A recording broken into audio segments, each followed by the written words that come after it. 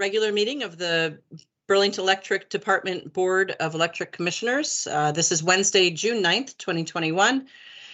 And first up on the agenda is the agenda itself. If there are any edits or suggested changes or additions to the agenda, now is a good time to raise them. Nothing. Hearing nothing. We will move forward with the agenda as proposed. Item number 2 on the agenda are 2 minutes for review and approval. The first set is the minutes from the May 12th meeting, and the second set is the minutes from the May 19th meeting. So let's start with the May 12th meeting. That was our standard Burlington Electric meeting. Anybody identify any issues or edits needed? No complaints. No, all set. Okay, if we could have a move to approve. Yeah, I move to approve May 12th meeting minutes. Second. And Lori? Commissioner Shagnon, Aye. Commissioner Henry, Aye. Commissioner Stebbins. Aye. Thank you. And then the second set of meeting minutes is from one of our special meetings last month from May 19th. And similar question, if there are any edits or suggested changes, modifications. No complaints. No, all set. Lori? I move. Right, first and second. I move that we accept the minutes of May 19th. I'll second. Commissioner Shagnon, Aye. Commissioner Herendeen, Aye. Commissioner Stebbins. Aye. Thank you. And Lori, thank you. These are long meeting minutes. And if I recall correctly, when we were in person, you would literally transcribe from a recording. So thank you for your effort. Thank you. Next up, we have the public forum. I'm not sure, Lori, if you can tell me, I don't see any names. I don't recognize. No, there's no one from the public with us tonight. Okay. Well, for anybody who might view this at another time, please know you're always welcome. 5:30 on the second Wednesdays, or to reach out to us individually, or to reach out to the team at BED. And fourth up is the Commissioner's Corner. This is an opportunity for commissioners to raise any questions. Welcome, Commissioner Moody. Raise any questions, say any observations. If anybody has anything. I have a thank you to James Gibbons. Again, thank you for that information explaining the heat pump cost balance. I still don't quite understand it, but since I haven't done all my homework, I won't bug you until I have. But thanks for responding. At your convenience, feel free to bug me. Okay, thanks.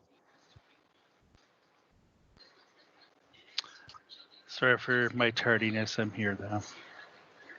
Thank you, Commissioner Moody. You were trying, so you did get here. I have one comment, which is I was at a backyard gathering in the Old North End this past weekend, and there was a small PV system that apparently was actually set up not as like a community solar or a residential net metered system, but as a small power purchase agreement. And I was just wondering if someone from the team could give us a little information on how they're going and how many you've done and what your thoughts are on them. Well, I don't know whose it is, so it's hard. I suspect I know whose it is. I suspect you may know also. If it in that particular context, I'm sorry, I assume Darren wants me to answer this. I don't know where I don't see him. James, go ahead. I figured, I think I know who it is too, and I think you're going to give the right response. So the answer was a customer reached out to us who wanted to put in a net metering array. He wanted to oversize it for future needs, but he did not want to lose the production under the net metering arrangement, and said, is there anything BED can do to accommodate? I said, well, if you're willing to do a purchase power agreement with us, you won't get the net metering rate, but you also won't forfeit any generation. So it ended up being close to the net metering rate but it's really what we were doing was we were helping a customer solve an issue with not wanting to lose excess generation.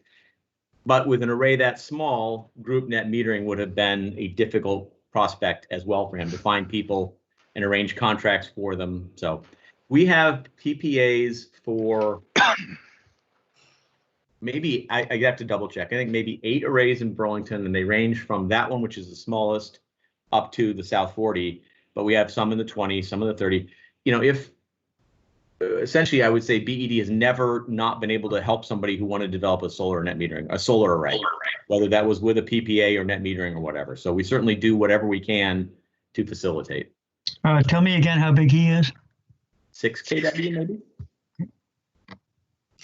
Yeah, the reason why I ask is I know that we haven't always seen, a massive uptake with net metered solar in Burlington Electric, and this particular customer said that maybe this is a model that could be beneficial for others. And I wonder if you guys have any sort of broad comment to that, or if it's really a case by case analysis and solution. Well, again, it's not generally going to be better than net metering. It would take a fairly decent potential loss of credits annually before before the pain and headache of doing a purchase power agreement would be worth it for both parties. Yeah. In this case, I think that could have happened. So again, I think net metering has historically been far and away the most lucrative option. And again, in a case where somebody says, well, I'm going to have a problem under net metering, can you do anything to help us? We would consider it on a case by case basis, but there haven't been very many requests. Is there ever a scenario where it may make more sense to have a larger power purchase agreement on a building that has, multi-family units, and instead of doing like a group net metered system, it was a PPA? Again, group net metering is generally going to give a higher value. Yeah. Right. So I'm saying he would have been better off economically under group net metering, but he would have had to come up with, agreements for the offtake for a bunch of people for a part of a 6 kW array.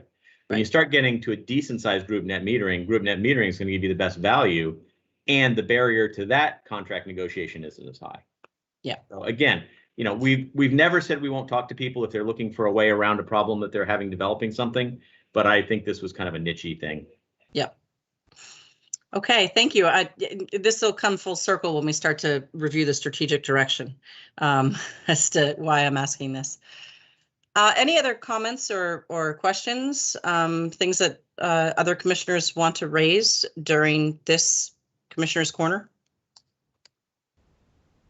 I just had a general thought about when we all might be returning to the office on these Wednesday evenings. Just if we thought about that, or how we felt about that, certainly in light of what the rest of the department is doing, sort of people are there or not there, or just what the general feeling was or thought was from either of you. Yeah, we haven't spoken about it yet. It's a good question. Darren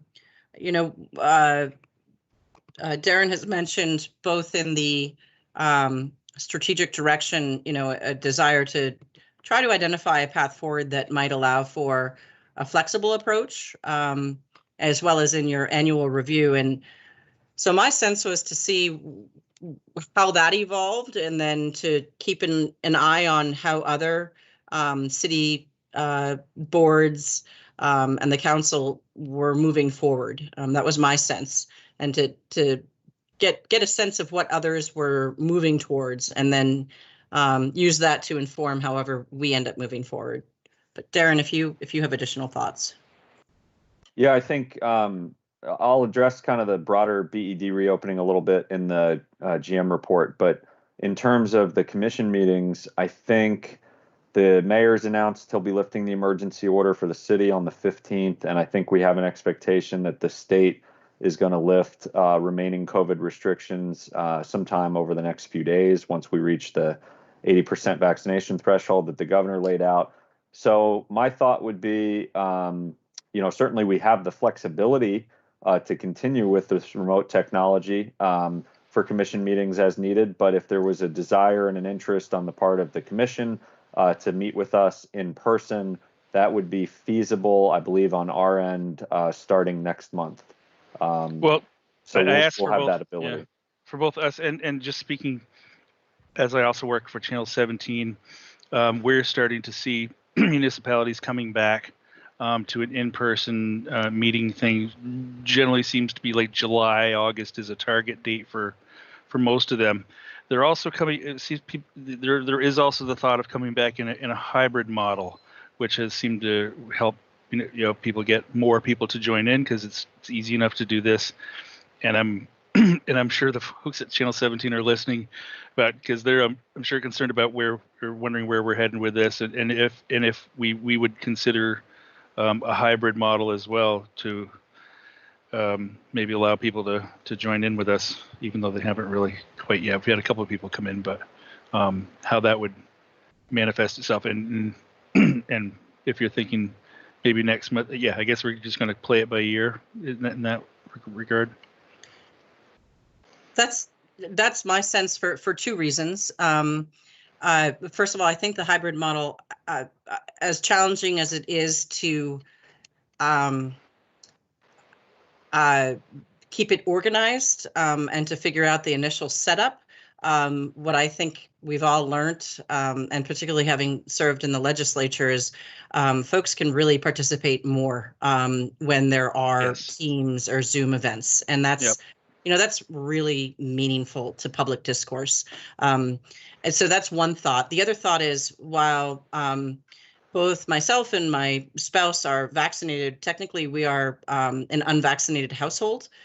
We have 2 children under the age of what the age can be for vaccination. So in the back of my mind, I don't really feel personally like I am a fully, if I'm part of an unvaccinated household, even though I'm vaccinated, there's still a gray space there for me personally. And I'll just throw out also, one of the things that we can discuss and see how things evolve at our July meeting is, historically we have taken the August meeting off.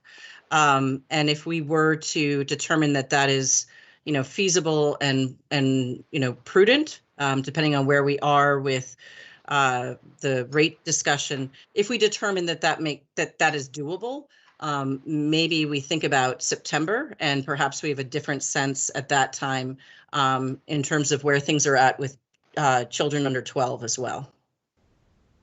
That seems very reasonable and gives us a nice cushion to figure out what's going on and be much more confident by that time. That sounds like a great way to look to see things. Bob, Darren, Jim, any thoughts? No, that sounds like a good plan with me too. I have a similar vaccination situation to you, and remain cautious for that reason, even though I'm fully vaccinated. So certainly if we wanted to hold the July meeting remotely, and then if we do follow the tradition of not holding a meeting in August, I can say with very reasonable confidence that we'll have an in-person meeting capability on the BED side, certainly in September, if that's the commission's desire. So we're happy to accommodate, and there's going to be a period of experimentation here, I think, on our end too. So we're happy to work on a remote hybrid model where some folks are in person and some aren't. That works for us as well. Bob, I see you showed up. Anything to add? No. Okay. Okay. So let's revisit this at our July meeting, because at our July meeting we'll also discuss how we approach August, and perhaps every week, every 2 weeks, every month, things shift a little bit. So we'll keep an eye, and for now, perhaps think about a hybrid return in September. I do ask that the IT team at Burlington Electric, at some point as you start to develop your reentry, your hybrid reentry, I trust you'll start to practice, what it's like to have some people in person and some people joining remotely, so that can be something that we do roll out for the public moving forward. That also might be a discussion with the folks at Channel 17 too, as we're using different technologies to provide the same. We're bringing in computers and streaming would be streaming from there, and so that might be bring them in on the discussion as well. Scott, you're our closest channel to channel 17, or maybe Darren, you have a sense of how best to handle that conversation. I personally, that wouldn't be where I wouldn't know who to reach out to start checking in on that. Perhaps you can take the lead on that, Scott? Butterfield. That would be Jordan Butterfield.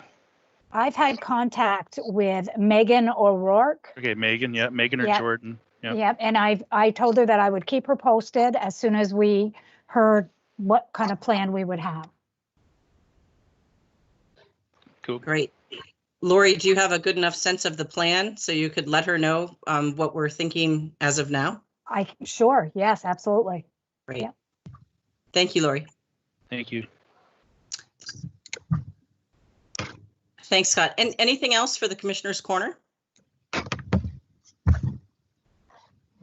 Okay, hearing nothing. Let's move on to Darren, your General Manager update, and then Emily with the financials. Excellent. Thank you. First item I wanted to make sure to touch on certainly is the rate case. First, just wanted to reiterate our gratitude to the Commission for holding so many meetings with us, multiple special meetings, as well as the regular meetings to help us as we were refining the rate case and bringing forward different options. And I wanted to thank Chair Stebbins for joining the public forum at the Board of Finance and City Council to share the Commission's view relative to the rate case. We did receive a 10-to-1 vote at the City Council to authorize us to file the rate case, and our team is busy preparing to do that, certainly by the date that we had laid out, such that the surcharge would first begin in August. So we'll be filing sometime over the course of the next week or so to meet that mid-June timeframe. We certainly, this is our first rate case in 12 years. We've certainly tried to take to heart any critique that there was, some folks who may have been caught a little more by surprise than they had wanted to be. I do think, obviously, as the Commission knows, we've been discussing this in this public forum many, many times over the past months and even years. And certainly, I think we've followed with additional notice all the different processes that are required of us from a local and a state regulatory standpoint.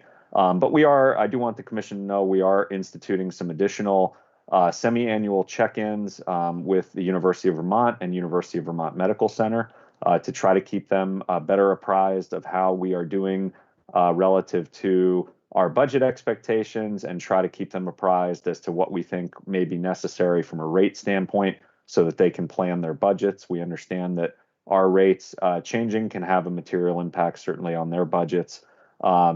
We are going to, we've done a bunch of work to prepare for the energy assistance program to help our low-income residential customers. We have a landing page now on the website for the rate case with information, including a letter from me that was also posted in the North Avenue News to customers sharing information about the rate case. And we have a form now where folks can sign up for the energy assistance program on the webpage. So we'll be hoping to help a number of customers with that in the coming months. And we will certainly keep the Commission posted as to how we progress with the rate case in the Public Utility Commission process as well.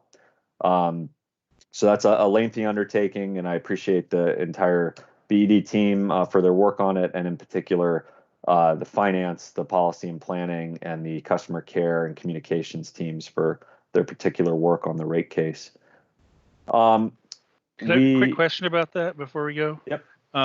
You mentioned UVM and the hospital, and I had wondered if there were other significant customers of that level or near that level of significance that might also want to be reach out to. Off the top of my head, I can think of the school district or Champlain College, to name just off the top of substantial users that might also be grouped in that information, let heads up group? Yeah, no, there certainly may be other customers that may that those types of meetings may be helpful. We definitely tried to respond in particular to UVM and UVM Medical because we heard from them here at the commission. We heard from them at the city council, and I heard from them directly as well. I don't think we had received similar outreach from those other folks, but we can certainly inquire if this is something that would be helpful to them. I also think that just if we have another rate case in the future, whether it's next year or whether it's 2 years, whenever it might be, and we certainly may be pursuing more regular and more modest increases going forward than waiting for a period of time and having increases after a period of years. I do think that sending some sort of communication to the city council in the March timeframe is something else that I would plan to do. They certainly take note of those types of communications that we can send, and it can be kind of a broader public heads up as well at that point, because March to me is the earliest in our budget process that we would ever know that we're really looking at something and have a decent sense of what it might be, even if we don't have the exact number. We don't really have the area budgets all consolidated before March in a typical budget process. So I think, having something for March where we would send a public communication to the council that would be posted on the board docs website, that would be available to the media and hopefully shared and discussed more widely, could be another means of providing additional outreach. So there could be other things we can do as well, but those were just a few thoughts.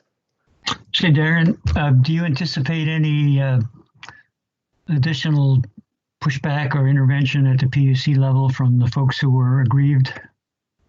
I don't know, but I do think that we've had some good conversations in follow-up to those, with those folks who and some of our customers who had expressed concern. I've certainly articulated, the rationale for filing the rate case, the fact that we actually we believe we have a justifiable, 12.5% rate increase if we had wanted to go that high, and obviously we're going at 7.5 to try to mitigate some of those impacts for our customers. But that also means that the likelihood of finding error with our filing is a lot more challenging when you can justify a 12.5 and you're only asking for a 7.5. So I'm not clear whether they will choose to do so or not, but I do know that the folks I mentioned are appreciative of our setting up these new semi-annual meetings. They were appreciative of our communications with them, and they're certainly within their right, as is anyone else, to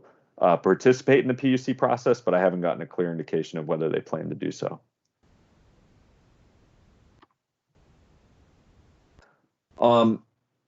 So moving past the rate case, a few other updates. We've certainly touched on reopening.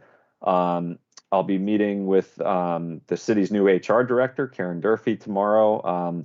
And we are discussing, I think, at the city level, but also at the BED level, what the reopening looks like. And for us, we're working hard to try to finalize prior to July 4th, which is the date by which the city had proposed there would be kind of a broader reopening of city services, a remote work pilot that could allow for some continued flexibility for our team for the second half of 2021, partly as a pilot, as a way to experiment with different configurations, letting individual area supervisors work with their teams, come up with remote work schedules that work for their different areas. In some cases, we have obviously a number of employees who have been working on site during the pandemic and may have some access to remote work in certain instances, but it may be more limited.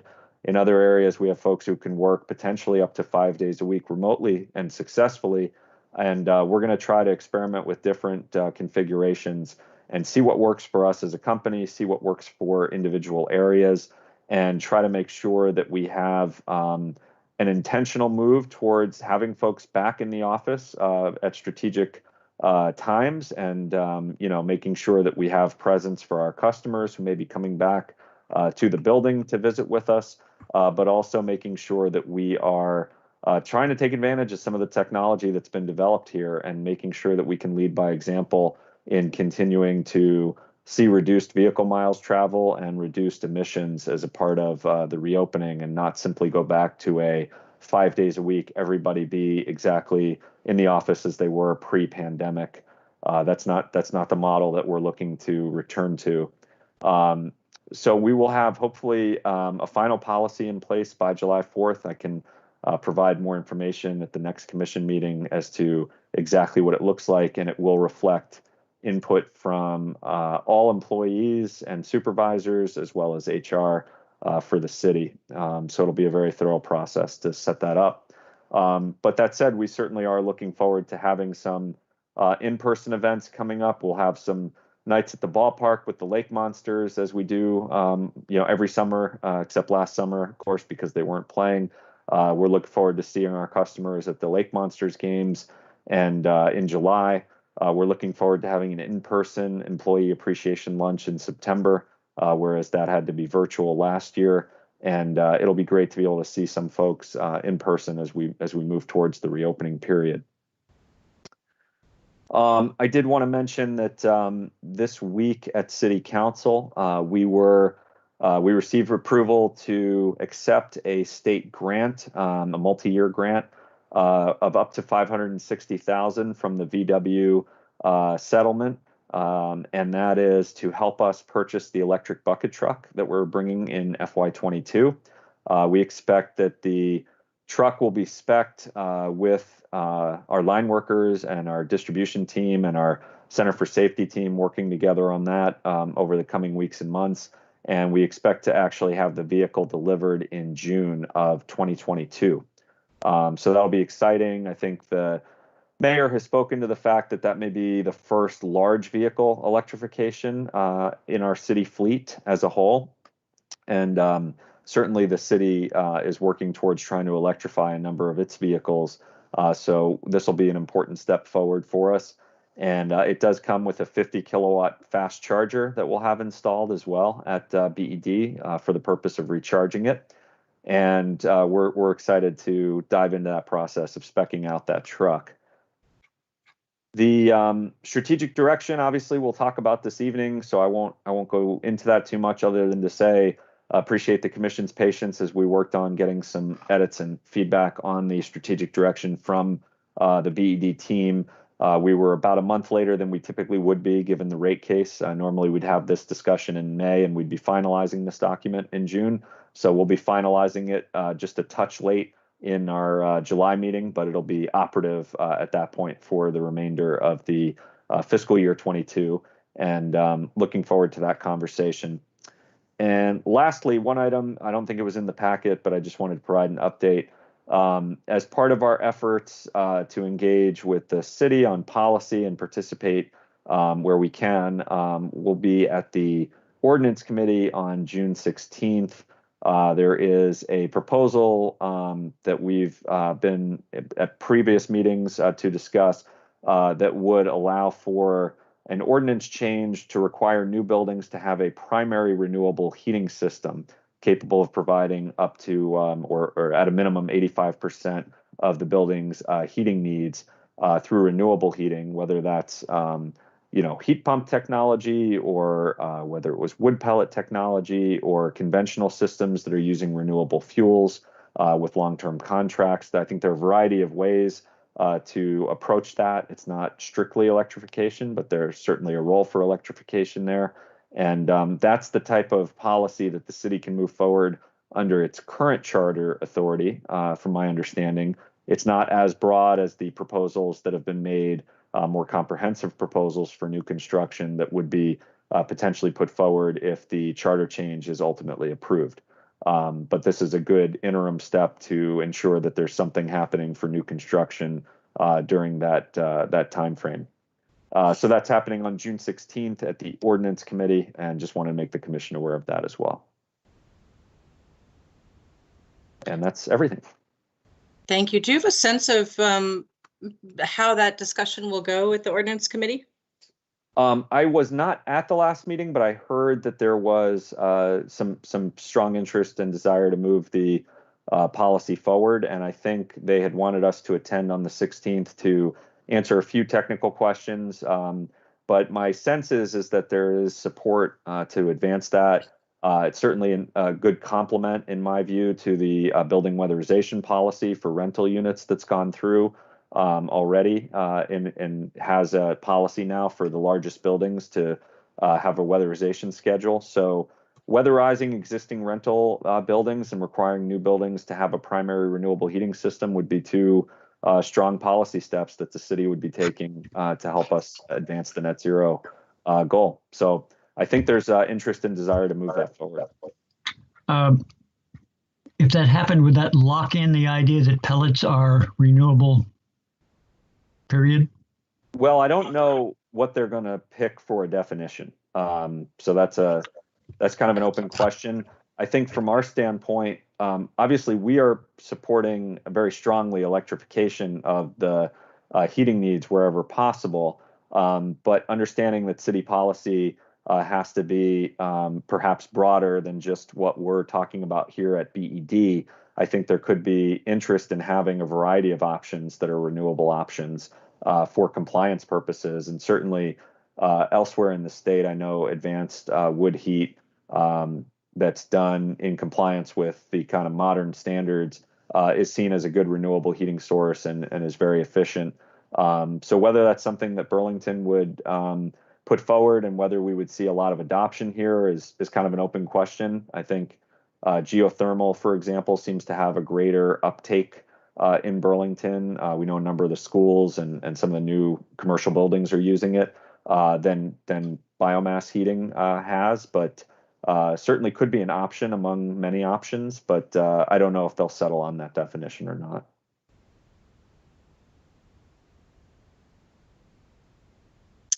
Other questions or comments?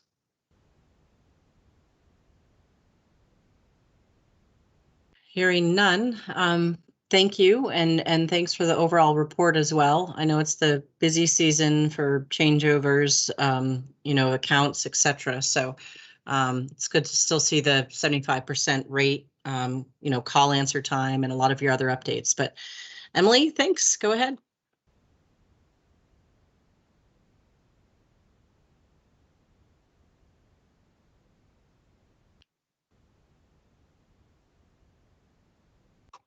Thanks. Sorry about that. My mute button moved on me.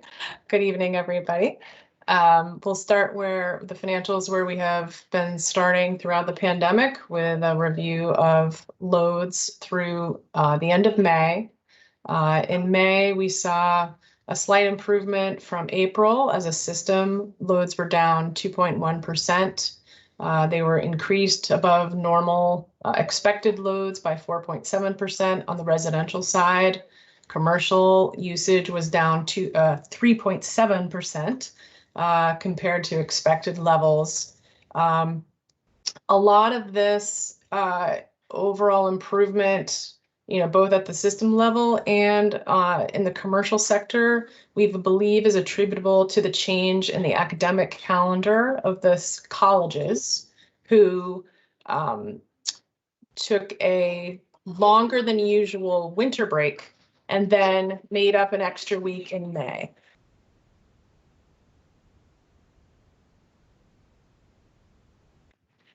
So that is, we think it's a little too early to say that we're seeing broad, widespread commercial district recovery at this point. We're thinking a bit of this bump is related to the additional week in May in the college schedule.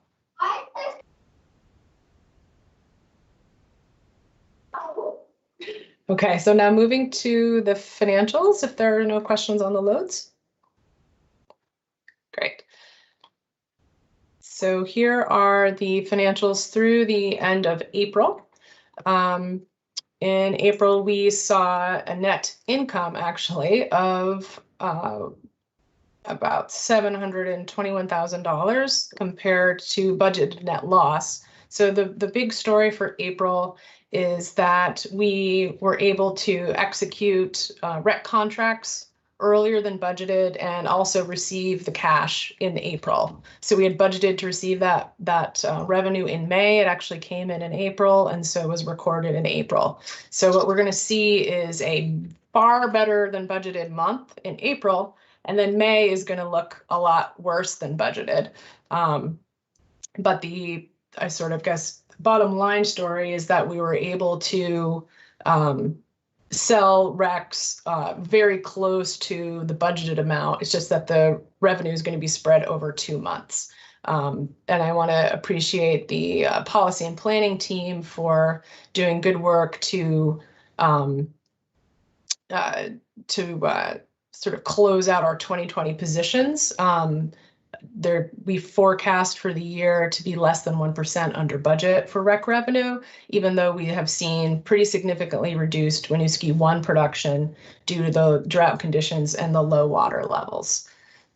So the policy and planning team has done a good job sort of making the best of our position, despite the lost or reduced generation compared to budget.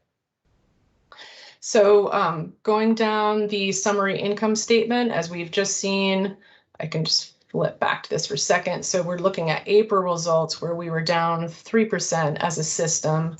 We see that shortfall here in sales to customers being $218,000 below budget. Other revenues had a positive variance. And again, power supply at $1.6 million favorable variance because we had budgeted to receive no rec revenues at all in April. Emily, yeah. Just skipping back, I pulled up I did see the capacity factor for Winooski 1 was like 47.88%, but I think that was for May. So are you pulling that up for me? Great. Okay. Yep. Yeah, and when I say Winooski 1 production is down, I'm really talking about the entire fiscal year period to date, as well as the calendar year 2020, right? Because RECs are produced or marketed like on a calendar year basis. So we always have a 6-month lag with our fiscal year. So the lower than budgeted production has been going back even farther than this period because of low water levels. If that helps. Yeah, and from the monthly report, year-to-date generation is hovering at 75%. What do you guys normally? I guess. I mean, that's 75% capacity of average. No, this is year-to-date generation through May 2021, and it says it's 75% of average. So I guess it's a quarter loss generally. Yeah, James, go ahead. I'm just sort of wondering, where are you seeing the 75%? I guess that's my question. It's on page 7 of the department highlights. Okay. You're muted. Sorry, James, you're muted. I believe we've been seeing some generation that's been underproducing so far this calendar year, which will represent some loss of rec revenues in fiscal year 22. But at least to the extent that we knew about them by, say, March, we were able to build those effects into next year's budget already. So, and it's not always true that a loss of production, a loss of revenue is an adverse effect on the budget. If the price of the resource is high enough, right, then it's actually beneficial, but it does have strange effects in that you save money on the purchase power, but you may see a loss of rec revenues the following fiscal period. Yeah. Thank you. I did all of that without saying it's a timing issue. Thanks, James. Okay, so then returning to the income statement, I think I was just about to cover expenses here. So we had a favorable variance in power supply, which is made up of a favorable variance. About half of this $238,000 variance is in fuel. Fuel being actuals being better than budget. That is primarily due to an adjustment in inventory. We have a drone fly over our wood piles every 6 months or a year or something like that to sort of verify that the inventory we've been accounting for is is correct on a drone inspection. And so with that drone flyover, we realized we actually have more inventory than we had been recording so far. So that resulted in a credit to expense to sort of restore inventory. Because fuel, McNeil fuel, of which most of this is that fuel expense, actually McNeil produced a little more than budget. So that's why we have a favorable variance in fuel, despite over budget McNeil production. Purchase power was also favorable. Wind production was quite low, and ISO exchange prices were lower. So we bottom line came out better. But again, to James' point, we've generated fewer wind recs in this period than budgeted, which will affect rec revenue in FY 22. Operating expense was unfavorable by, O&M expense was favorable by $114,000, but EEU rebates were unfavorable. So we have a net variance unfavorable of $124,000. And then I also wanted to note miscellaneous non-operating income. We're continuing to see this significantly below budget, mostly due to less customer contributions to capital projects, which has been a theme throughout the year. So again, positive variance for this month. Expect to see a negative variance for May results. Our net income now is 1.9 million versus budget at this point in time of about 700,000. For the year, we're continuing to project around a $1.5 million net loss, which includes the pension liability, which was unbudgeted. And we're also projecting a healthy days cash on hand balance as of June 30 of approximately 97 days at this point, with April results included. I'll move down to the capital spending and cash. So in May, we are 56% spent of the capital budget. We were at 54% in March. We have additional spending occurred in April in the production categories, distribution, and the general plant. Moving down to cash, we have a higher than budgeted balance, again, due to the early receipt of those rec revenues. We have $9.7 million in cash versus a budget of $7 million. And we are at 127 days cash on hand. We are at 122 in March. And we have currently an adjusted debt service coverage ratio of 1.15. We were at 0.96 in March. Any questions? And I just want to note that the 1.15, we're projecting, even with the rate case in FY22, that we'll be pulling that figure from where it's been, which has been in the 0.8 something range, to about 1.06. So 1.15 is great, is heading in a good direction, but really could be affected by by some different factors in terms of the timing of that. So we are looking to get that to a 1.06 or higher if possible in FY22 for that fiscal year. Certainly, these metrics look quite good at the moment. Right. I think I would agree, Darren, that this is again related to the temporary condition of the early receipt of the rec revenues, and in May they will return more to the levels we've been seeing throughout the year. Thank you. Questions, comments from commissioners?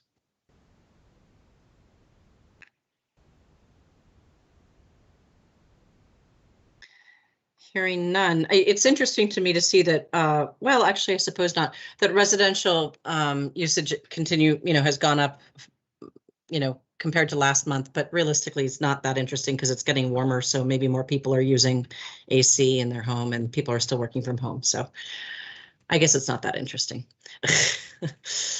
Any comments? I was just going to say, last summer, there were moments in time where the residential use was up so much that it did help to balance out the the system net, whereas commercial is obviously a larger part of our system overall.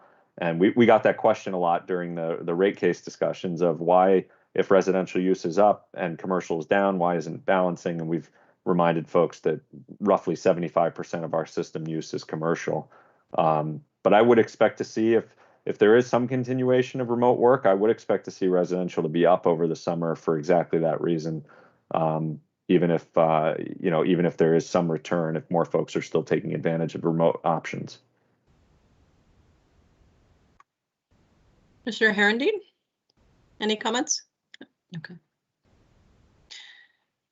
All right. No. Thank you. Thanks, Emily. Appreciated. Next, we have on the agenda a discussion of the draft 2021-2022 strategic direction. And that's you, Darren. Thanks. Would it be helpful for me to share screen and walk through the changes, or would you like me to just speak to them? For people who might be watching, I think it's helpful. Okay. I mean, I have it up, but I think for, to make it easier for potential viewers. Let me pull up the correct window here.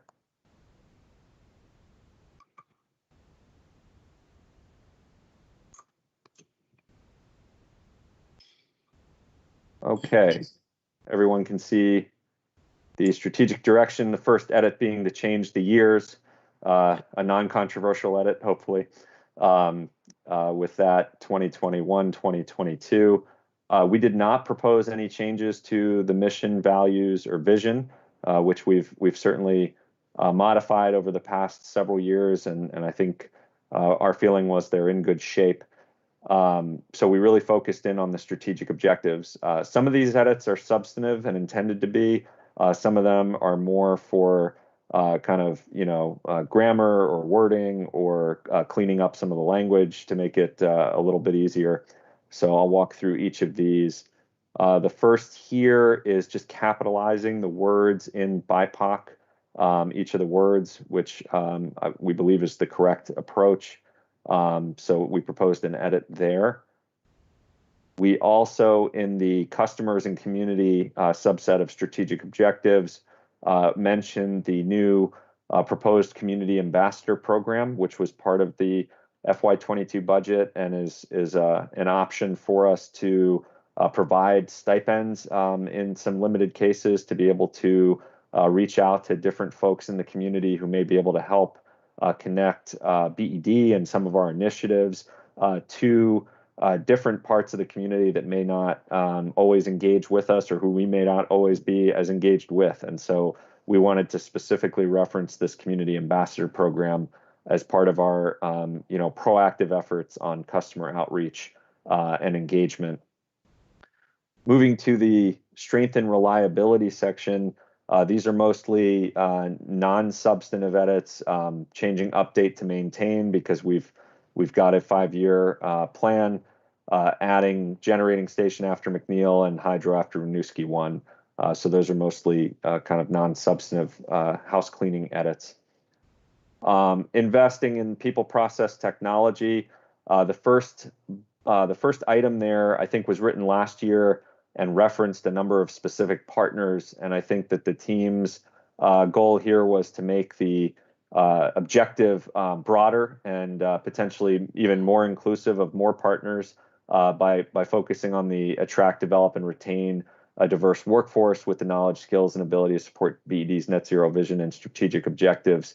The different folks that were previously named are all folks we want to continue to work with, but there are actually a number of others who are not mentioned, and probably we would take up quite a bit of space if we tried to mention everybody. So that was the thinking behind that edit. There's a word change from improve to maximize in number 3 under people, process, technology, and then a substantive edit in addition here that I think Chair Stebbins noted earlier with our focus on implementing a remote work flexibility under city policy to lead by example at BED and reducing vehicle miles traveled and emissions. I certainly see that as a substantive addition to our net zero portfolio approach. Moving to the innovate to reach net zero. Quick question about that. Oh, question yeah, about that. absolutely. Is that, especially the way it was worded to be used as a as an example? Is there, or do you have have you set up any sort of ways to codify, to not codify, to some metrics to be able to show that over, at BED as a micro scale version of what could be possible? Well, that's a great point. I think, we're still working on the policy itself at this point, but I think once we have it in place, that could be a great thing to track how many days we were able to avoid somebody commuting in and how many miles of travel that reduced or avoided. And maybe that would be a good way to report out on our 6-month intended pilot. So I appreciate that suggestion. I think we could definitely do something like that. Not necessarily for documenting in the strategic direction, but more a question about, some people work very well from home, and others do better in the office. And I wonder if part of the policy that you're, working to develop specifically for BED, how that incorporates employee reviews or performance, and whether or not folks are still performing at the same level at home, or perhaps better, or worse than in the office. Yes, we definitely have a kind of a productivity and accountability aspect to what we're looking to do. And the ability for an employee to be approved for remote work under this policy will likely be contingent on their supervisor being able to be certain that they're completing their projects on time, that they are continuing to be available and productive, as indicated through, regular availability during their work hours, answering emails, phone calls, Microsoft Teams calls and meetings with their camera on, so that we're able to kind of continue to have the face-to-face interactions. That their ability is still there to come into the office if there was some sort of an urgent need. Obviously, this can't be a substitute for taking a vacation day or something like that. If a supervisor noticed that an employee was falling behind and unable to be productive, then there would be probably a series of progressive conversations and documentation and efforts to rectify. And if those were not successful, we would reserve the right under the policy to revoke the remote work, either in part or in full in that instance. So we definitely want to continue to have productivity be at an extremely high level. I think we've had that during the pandemic, and I think it's something we want to be able to continue to have if the policy would go forward. Thanks. Absolutely. So moving to the net zero energy portion here, we had previously listed microgrid projects in this in bullet number 1 around advancing district energy, which we certainly are doing, and then microgrid. And we actually think that there's more likelihood in the near future of our advancing battery storage projects that have a value to the utility and to our community than that we would actually produce a microgrid. I think this was written at a time when we had considered a microgrid project for the airport that didn't pan out. And I think battery storage is probably a more accurate label for the types of projects that we're pursuing in that space. And I think the local renewable energy production is, I think, consistent actually with last year's language. There had been an edit and then an edit back. So that may not be a substantive change, that last part there. Can I, so this is why I was asking about that power purchase agreement, because, there is a difference between local renewable energy production. That could be, Burlington Electric owning all of the generation, whereas by striking customer or community based, I guess I'd prefer to see an and both, because local renewable energy production could mean that it's all, that we're not necessarily going to continue trying to advance, homeowners and businesses and community solar, but we're just going to try and advance renewables that's regional within our area. And those two are slightly different to me. So this is the item that I had a little bit of a Yeah, if I remember correctly, I don't have the current version of the strategic direction up. I think we may have added in this process customer or community based, and then it had previously said local, and we decided to stick with local because we thought it was more kind of all encompassing. I mean, I certainly agree that customer and community based renewables are good. And I think James made a good point to say that we've tried to support them pretty much anytime we have an opportunity, whether it's through PPA or net metering or other means. So I think, maybe there's a way to wordsmith it to include kind of all of those concepts. We weren't looking to be exclusive of customer or community. We were looking to be broader, I think, with the local, but we could probably wordsmith it to include all of it. If you could try that, that'd be appreciated. Okay, good. Noted. In bullet number 2 here, we have improve and expand automated demand response capability with focus on EV charging and thermal. I think those are exactly the areas where we are looking to have this capability. We had a good discussion at the commission on the EV charging rates that you all approved and that the city council approved us filing with the PUC that include the option for a more real-time dynamic response technology approach. And certainly this, and then if you look at bullet 3, advance additional dynamic and creative rates to achieve the net zero goal, these two things really go hand in hand in a lot of ways. We're continuing our work with packetized energy on demand response through the water heater program that we've had. We are also actively working on bringing forward an additional rate package that could include, our hope would be in FY22, a heat pump rate that could be available as an end use rate for customers.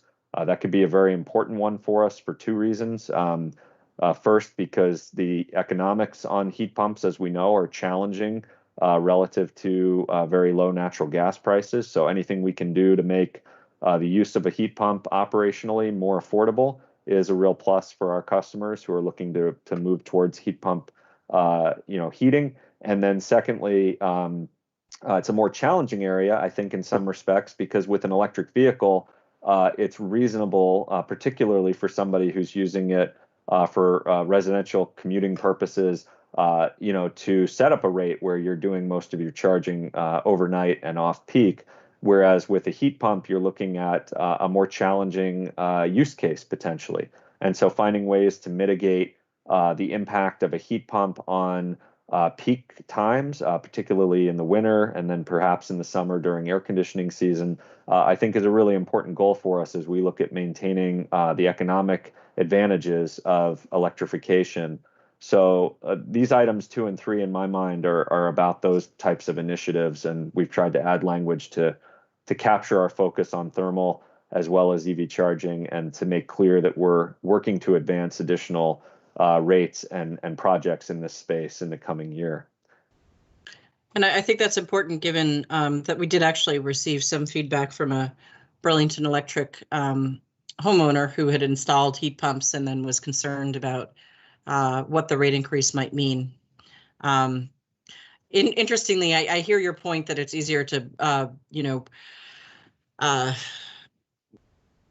develop a really clear demand response program with EV charging as compared to, thermal needs.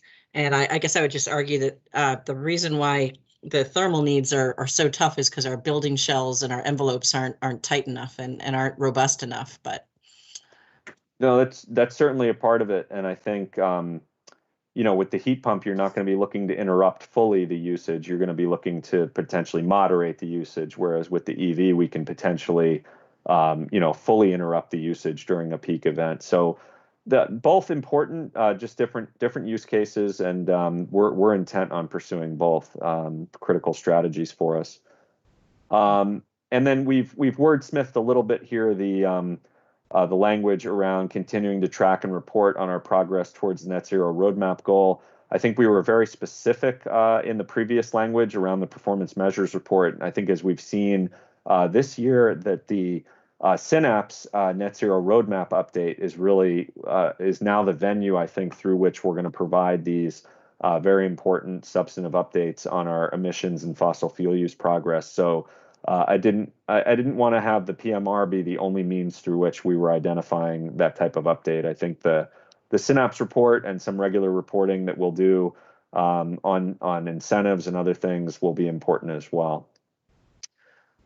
We do have a deletion here on 6 because we've successfully launched many of these programs or are in the process of completing the work there on electrification. We have a induction cooking program. We have added leaf blower incentives for residential and commercial, and we have actively explored snow removal equipment and may have something available for the next winter season in that regard. So we don't see a need for that specific bullet any longer. We do have an edit here in the city policy processes to add ground transportation. We had previously focused it on the building sector. I've mentioned that our work on building weatherization and heating with the city, but there's equally important work going on with BED and the city on ground transportation. Particularly what comes to mind is our work with the city team that does fleet purchases, where BED is actively engaged in helping to evaluate their debt financing plan for net zero energy to support electrification while mitigating upward rate pressures. Certainly, we see the revenue bond as being a critical element of that, but maybe not the only element of that. We've certainly looked at whether or not there might be additional general obligation bond capacity at some point in the future through the city to support BED's capital programs and other net zero efforts. And I think we've identified through this process of going through the rate case that we are, we're really only accessing about $3 million a year in the general obligation bond, and we are funding a roughly $8 million a year net of customer contribution capital program. So we really can see some additional appetite for financing of those capital projects as opposed to paying for them partly out of cash, which is what I think we've essentially been doing. The revenue bond and the potential GO bond expansions, as well as other things like the lease for the IT forward equipment that you all approved taking to the city council and which they approved. Those are the types of strategies that I see encompassed in this bullet 2 here. And those are the edits that our team worked through. And again, I want to thank folks because this was certainly, as it is always, a team effort with a variety of input from across different divisions at BED. Thank you. Commissioners, feedback, comments? Hi, this is Bob. I guess I feel a little timid to talk about wordsmithing the very first line in all of this, the mission statement, but I don't see environmentally responsible. The standard view is that environmental sustainability has 3 components: economic, social, and environmental. And economic is mentioned here in affordable, and socially is mentioned explicitly, but environmentally is not mentioned. So I suggest thinking about whether it ought to be. I also did a word search on sustainable, and the only place it shows up is regarding financing, I think. I'm not sure that's necessarily bad, but just know that that's the only place it is. And then I have a third comment. The 230 vision indicates to me a goal that's quite explicit, a target, and that seems to conflict with the idea that we will make Burlington a net zero energy city by reducing and eventually eliminating fossil fuel. I'm not claiming we're going to get it all done by 2030, but this interacts with the idea of mileposts and synapse kinds of studies. So I guess I'm a little bit concerned about the word eventually, and would even propose to remove it. That's it. Thank you for the feedback. I think I'd like to take some of those thoughts back to our team, obviously, as we always do, before we try to present a proposed final draft. Those are good thoughts. I think even in the mission and the vision, you're pointing out some interesting language and potential gaps that I think we should explore there. It's interesting. I recall the mission at one point having the word sustainable in it. And I don't know if that was 2 or 3 years ago, but and I recall it being cut. I don't remember why, but I do, Bob, I agree with you. It's that's sort of a glaring omission once you point it out.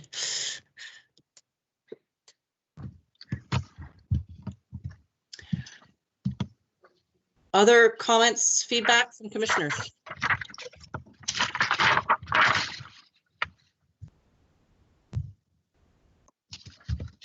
Good. Okay, and is it the hope that at the July meeting we would vote to approve it?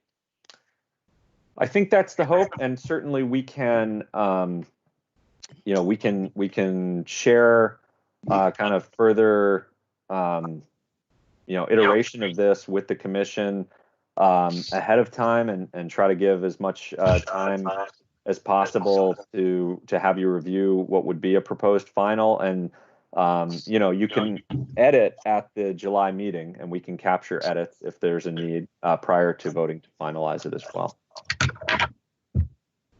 I take this feedback. This has been good feedback. We've got some good notes here to chew on so far. Yeah, and I think that if there is an opportunity to, share it out with us earlier than, with the actual entire meeting packet for July, that would probably be helpful. Absolutely. There should be no reason we can't do that. Great. Thank you. Let me unshare my screen here to get you back to regular meeting view. And the last on the agenda is just the Commissioner's Corner. If there's anything remaining that folks want to raise at the close of the meeting. I just wanted to reinforce the comment that's in one of the minutes, and I think it was based on something you said, Gabrielle, to the idea that Synapse may be more optimistic than we are at this point about how far we can get in a given time towards net zero. And what this just says to me is to, again, strengthen your comment that having regular and as quantitative as possible mileposts, et cetera, is important.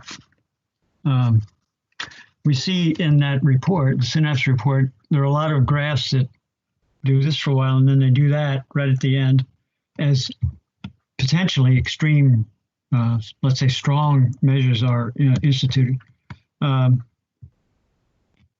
That's potentially quite reasonable, but also it does come back to the idea if we're 30% of the way and 60% of the time, how are we doing? So just returning to that, to me, is important.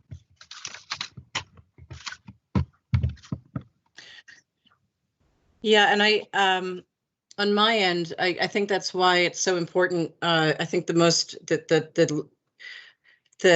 biggest change that I see is that debt financing addition and the need to figure out a way to help people afford the upfront cost that ultimately, presumably, will save them money in the long run. But that upfront cost, not everyone is either able to or willing to make that investment.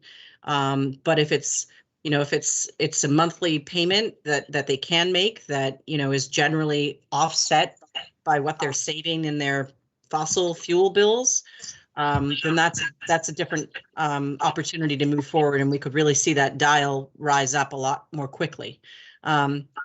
I just wanted throw out there that just because I've mentioned a couple times, there was one Burlington resident who reached out to me and said, raised some concern with how do we make this affordable for people? So at some point,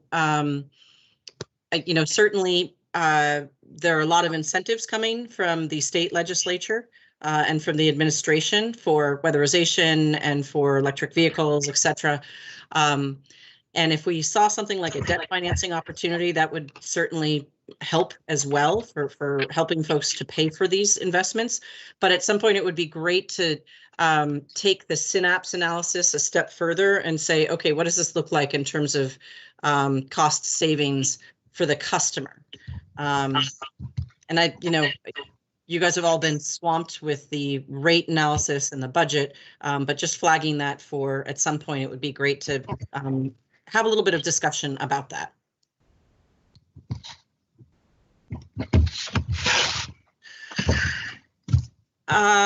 Any other thoughts or comments from commissioners? No. Okay.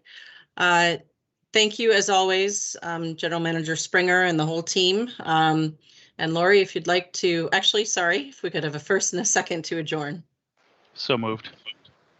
Second. Commissioner Shagnon, Aye. Commissioner Herendeen, Aye. Commissioner Moody, Aye. Commissioner Stebbins. Aye. Thank you. Thank We you. adjourn at 6:48. Thank you. Thank you.